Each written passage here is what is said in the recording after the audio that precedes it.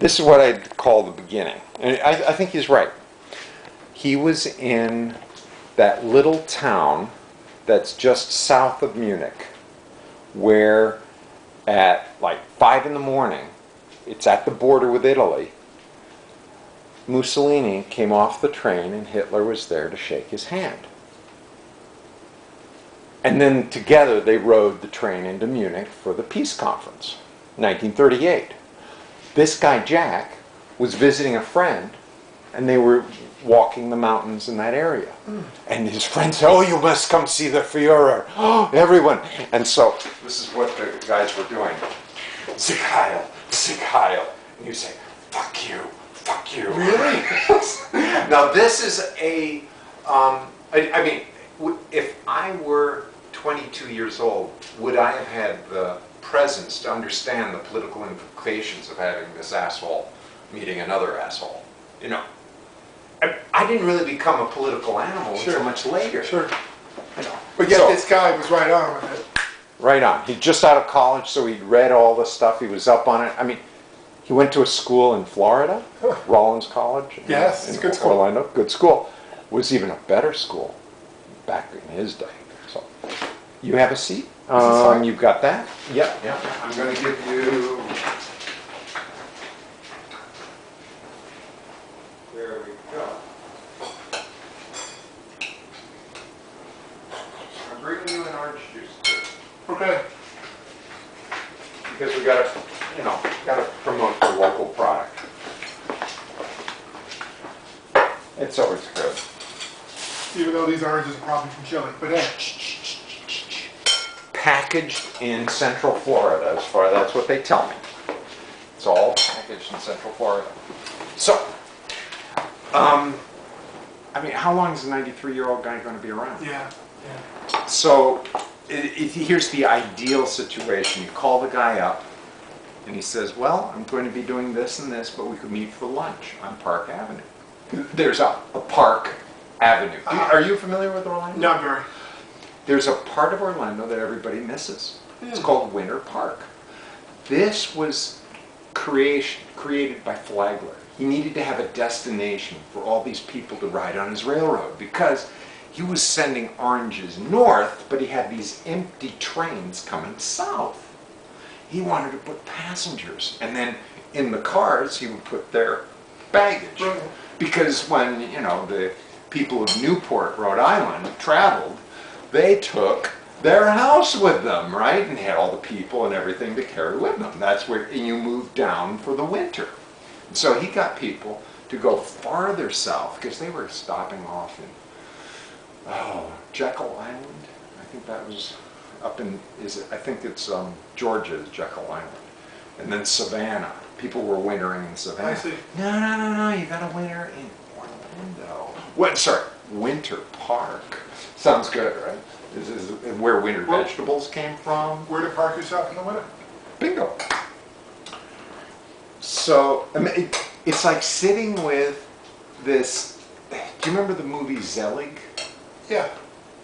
And then later, everybody knows Forrest Gump. But the preview of Forrest Gump is Zelig. You got to see Zelig. Because Zelig was everywhere in the span of history. He was everywhere. Yes. I said that Jack was at the end of World War II. He was on an aircraft carrier. Through his binoculars, he was watching MacArthur sign the treaty in Yokohama Harbor, or where Tokyo Harbor, Yokohama Harbor, one of those. It kind of goes on and on and on like this. When that same summer when he was working in near Annecy, near Geneva, he was wanting to go to Paris, so he hitchhiked. That's all he did, hitchhike. He happened to be wearing lederhosen, right?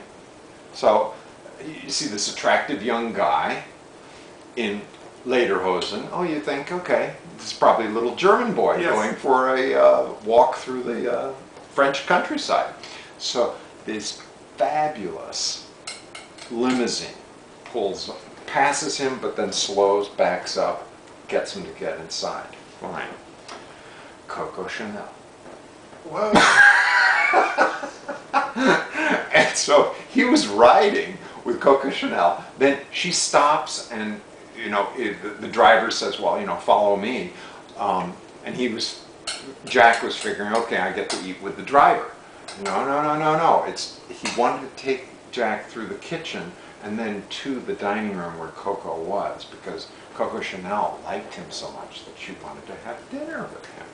So this is how I guess Coco did her driving. 1938, I don't think the roads were great, but they had paved roads. They had people.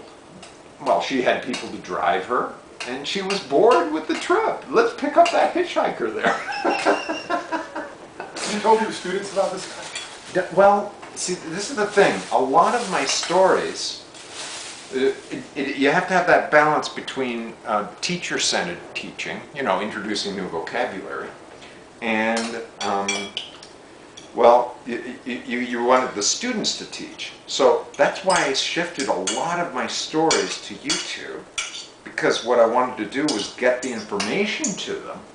So if you're going to Orlando, I mean, skip Disney. You can go to Disney anytime. Go find Jack. Take him out to lunch. This guy's 90 years old. And I've been saying this for 5 years, so he's now 95. He takes glucosamine. And he says you can see the difference. He had forgotten to take it the day when I was up there, and he was shuffling. He said, if I had taken my glucosamine, I would be walking properly. He has a wellness doctor. Isn't that a great concept? Yeah, it is. A wellness doctor. Speaks with an accent. No. Jack Rich, he was born in Baltimore. He was he went to university in Rollins, got this opportunity to be a school counselor in Annecy, Switzerland, and loved the idea of living in Europe, that when he graduated from grad school, he had a master's in education from Johns Hopkins.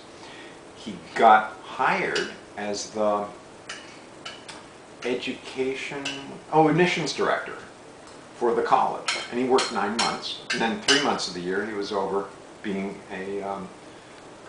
running this camp near Annecy in Switzerland. And he did that for 13 years. Can you imagine? The hottest months of Florida, he's over in Switzerland.